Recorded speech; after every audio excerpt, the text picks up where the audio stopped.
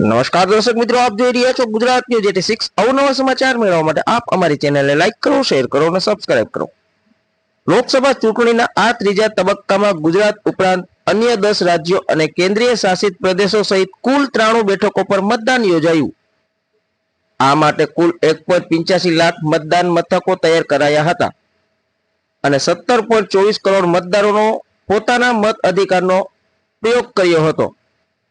આ મતદારોમાં 8.85 કરોડ પુરુષ, 8.39 કરોડ મહિલાઓનો સમાવેશ થાય છે।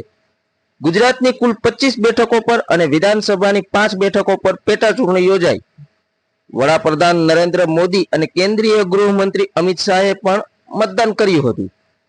ગુજરાતની કચ્છ, બનાસકાંઠા, પાટણ, મહેસાણા, સાબરકાંઠા, ગાંધીનગર, અમદાવાદ, પૂર્વ અમદાવાદ, પશ્ચિમ સુરેન્દ્રનગર, રાજકોટ, પોરબંદર, જામનગર, જુનાગઢ, અમરેલી, ભાવનગર, આણંદ, ખેડા, પંચમહાલ, દાહોદ, વડોદરા, છોટા ઉદેપુર, ભરૂચ, બારડોલી, નવસારી અને વલસાડ બેઠક પર મતદાન યોજાયું હતું।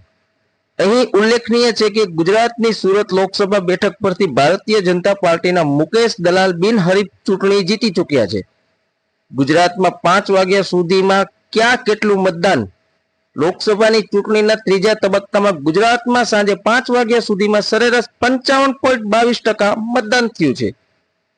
25 બેઠકો પૈકી સૌથી વધુ મતદાન વલસાડ બેઠક પર 68.12% નોંધાયું છે, જ્યારે સૌથી ઓછું મતદાન અમરેલી બેઠક પર 45.59% થયું છે।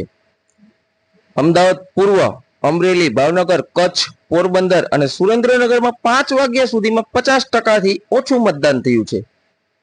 આણંદ, બનાસકાંઠા, બારડોલી, ભરૂચ અને છોટા ઉદેપુરમાં 60% કરતા વધારે મતદાન થયું છે। હવે પછી મતદાન પૂર્ણ થયા બાદ મોડી રાત્રે